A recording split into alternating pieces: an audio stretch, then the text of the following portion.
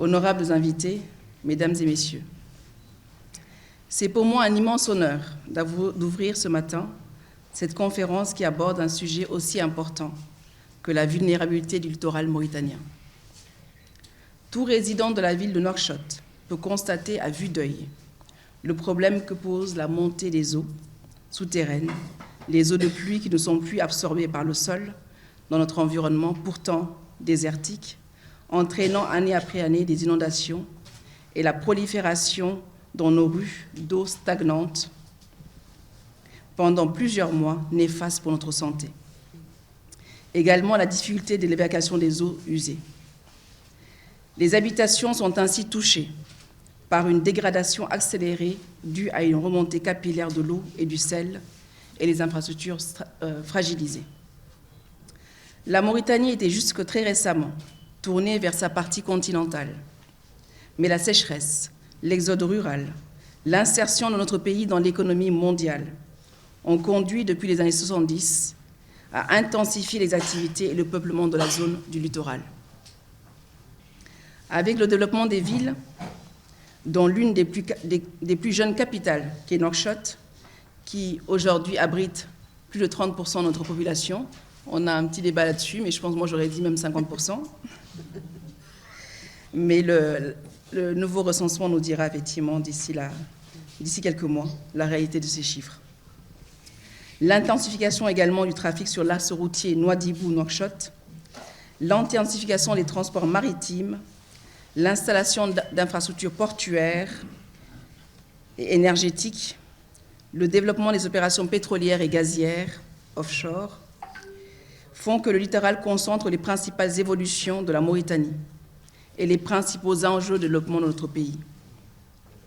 Avec ses 700 km de côte, il est ainsi au cœur du développement croisé des activités économiques du pays, des activités en pleine expansion et qui ont un impact néfaste sur notre littoral. Cette dégradation anthropique de notre littoral, combinée aux effets du changement climatique, avec entre autres la montée des niveaux des océans, sont certainement à l'origine des risques de submersion marine de la ville de Nouakchott qui ont été largement documentés depuis plusieurs années par de nombreux travaux de recherche. Face à cette épineuse problématique, l'État mauritanien, suivant le programme du président de la République, son Excellence Mohamed Cheikh El Ghazouani, et sous la conduite du Premier ministre Mohamed El Bilal, à travers le ministère de l'Environnement, a entrepris ces dernières années la promulgation de plusieurs textes de loi afin de légiférer sur l'occupation des sols, la surveillance, la gestion du littoral. Il a également mis en place plusieurs projets et programmes structurants en vue de rehausser le niveau de résilience de la ville de Nouakchott face à ces risques de submersion, notamment le projet d'investissement pour la résilience des zones côtières en Afrique de l'Ouest, dit WACA, dont le coordonnateur est ici présent. Les actions les plus importantes et les plus urgentes réalisées jusqu'à-là ont été la réhabilitation du cordon dunaire littoral grâce à des techniques de fixation biologique et mécanique, ainsi que le colmatage de plusieurs brèches. Le ministère de l'Environnement, en octobre dernier, a également créé l'Observatoire national de l'environnement et du littoral. Et une société mixte dénommée la Société d'aménagement du littoral de Nouakchott a démarré ses activités en septembre dernier, sous la tutelle du ministère de l'Habitat, de l'Urbanisme et de l'Aménagement du territoire. Mais le risque demeure. Mesdames et messieurs, pour gérer les risques littoraux dans le contexte des changements globaux, il faut nécessairement disposer d'informations scientifiques fiables, de données fiables. Mais gérer, c'est aussi informer. C'est aussi sensibiliser l'opinion publique pour une meilleure prise en compte et une meilleure prise en charge de la question socialement. C'est pourquoi je suis doublement satisfaite de la démarche du CCME de s'intéresser à cette question et de mettre à disposition de notre nation les compétences et les connaissances pour appuyer et éclairer l'action du gouvernement. Je me réjouis que de fins connaisseurs du sujet, tels que M. Tchao Ibrahima, secrétaire exécutif de la Convention de la désertification, et M. Ahmed Senouri, directeur du PERSEM, nous servent aujourd'hui de guide pour nourrir nos échanges dans l'objectif d'approfondir les pistes de solutions, car c'est de cela dont nous avons besoin aujourd'hui. Des solutions à ce problème pesant pressant et menaçant. Je réitère mes remerciements au CCME pour cette initiative qui a perpétué. Le ministère de l'Environnement reste ouvert à toute forme de collaboration qui visera à renforcer la gestion environnementale et plus particulièrement celle du littoral. Je vous remercie. Wassalamu alaikum wa rahmatullahi wa barakatuh. Chers amis, faites un survol rapide des villes les plus menacées dans le monde par la submersion marine. Nouakchott ne figure pas sur le top 20. On retrouve Calcutta, 15 millions de personnes. Mumbai, toujours en Inde, 21 millions. On retrouve Dhaka au Bangladesh, 22 millions. On retrouve Shanghai en Chine, 26 millions. Guangzhou, toujours en Chine, 14 millions. Nouakchott n'est donc pas listé sur la liste des top 20 villes les plus menacées par l'élévation du niveau de la mer.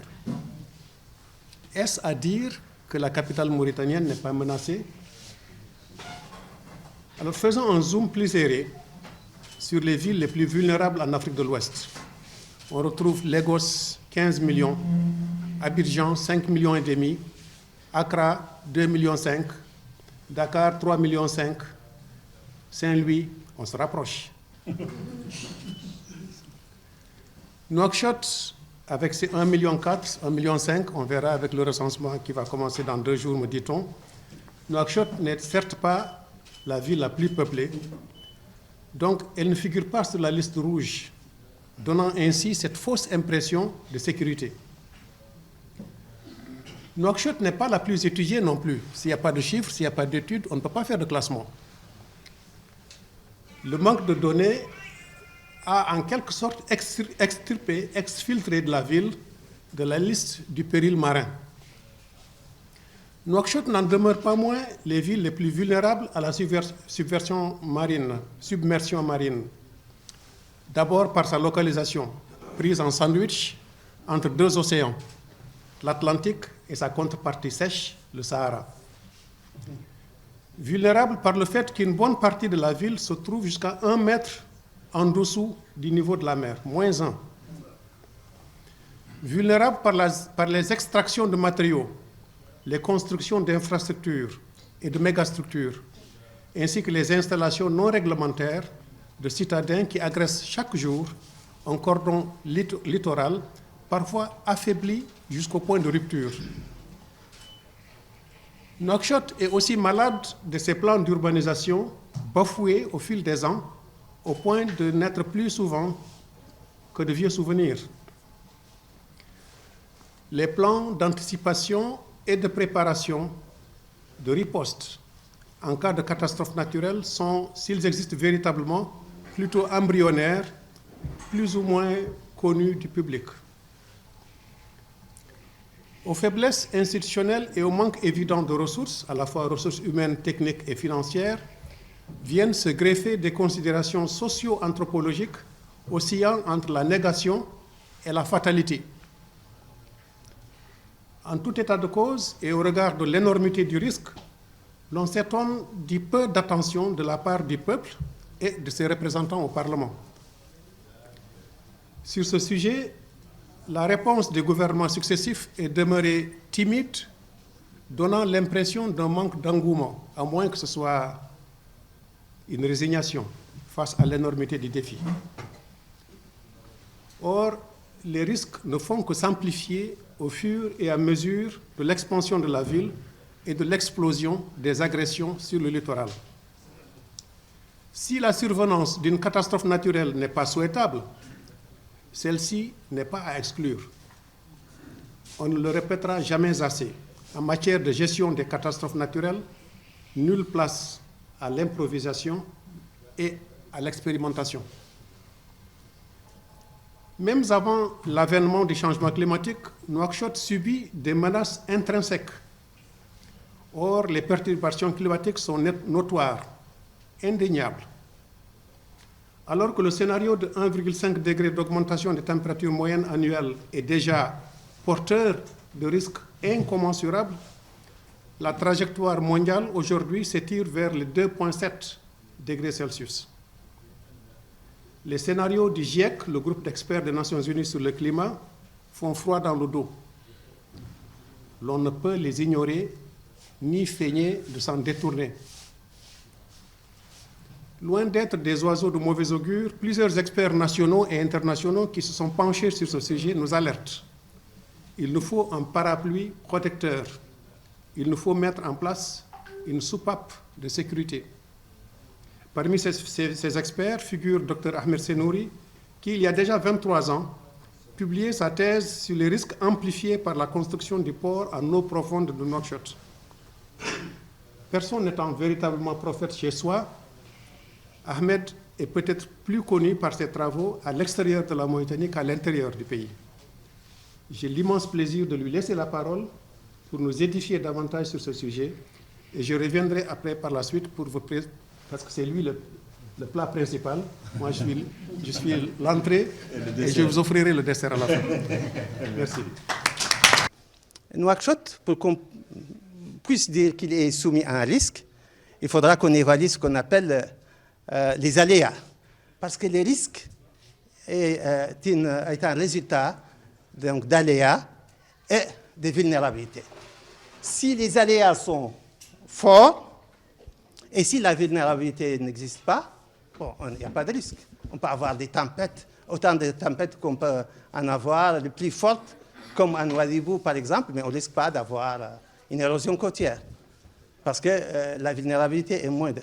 Si maintenant la vulnérabilité est forte et l'aléa est très fort, donc la conjugaison des deux fait que le risque est élevé.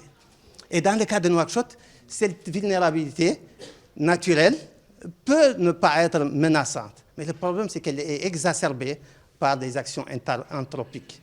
Donc il y avait déjà la vulnérabilité naturelle qu'on va expliquer pourquoi aussi Nouakchott est vulnérable et pourquoi cette vulnérabilité est accentuée par une anthropisation. Oui, next. Voilà, quels sont les aléas climatiques dont on fait face à Nouakchott? Le premier d'entre eux est la désertification. D'ailleurs, la désertification est un problème qui ne concerne pas que même notre problématique à Nouakchott est liée en partie à la désertification. Parce que la végétation qui existait là, elle avait un rôle important de fixation des dunes, de fixation du cordon dunaire, c'est déjà très important, et donc de la création d'un obstacle naturel protecteur de Nouakchott dans les conditions normales. Mais en même temps, elle absorbait l'eau aussi, parce que la végétation absorbe l'eau de la nappe et les eaux qui circulaient, et donc elle joue aussi un rôle en termes de limitation des risques d'inondation, qu'elle soit par affleurement de la nappe ou par incursion marine. Il y a l'élévation du niveau de la mer dont on ne contrôle pas et qui est globale. Bon, c'est un aléa aussi qu'il faut jouer avec parce qu'on a une élévation très sensible par rapport à nos côtes. Il y a le vent qui souffle presque tout le temps et qui est un facteur important de cette dynamique. Et la houle, évidemment, comme je l'ai dit, dominante. Et puis, il y a des tempêtes de plus en plus fortes et de plus en plus fréquentes. On a régulièrement des tempêtes qu'on n'avait pas auparavant, donc à Nouakchott, de manière régulière.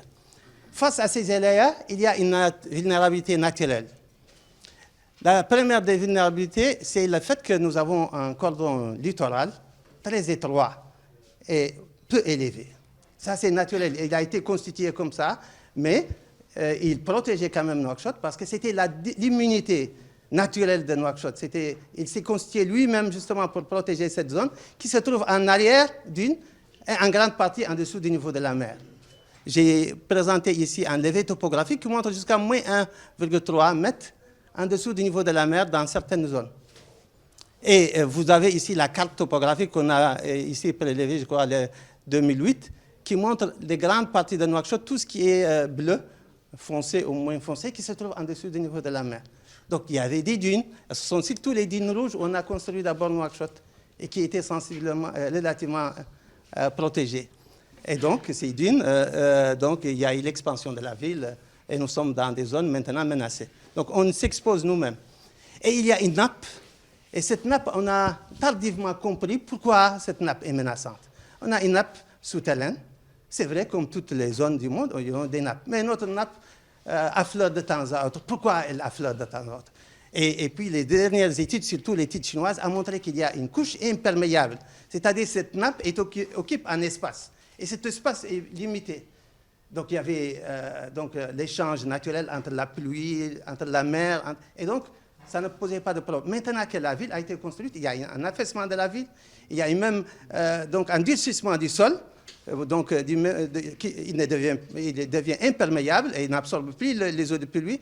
Et puis, il y a surtout Aftot Sahli qui est venu et qui a alimenté cette nappe avec une quantité d'eau très importante. Et donc, on a augmenté juste le volume. Donc, la vase a débordé. Elle déborde de temps à autre s'il n'y a pas d'autres facteurs qui peuvent permettre. Donc, notre nappe est un risque pour nous. Voilà une vulnérabilité naturelle encore, vas-y.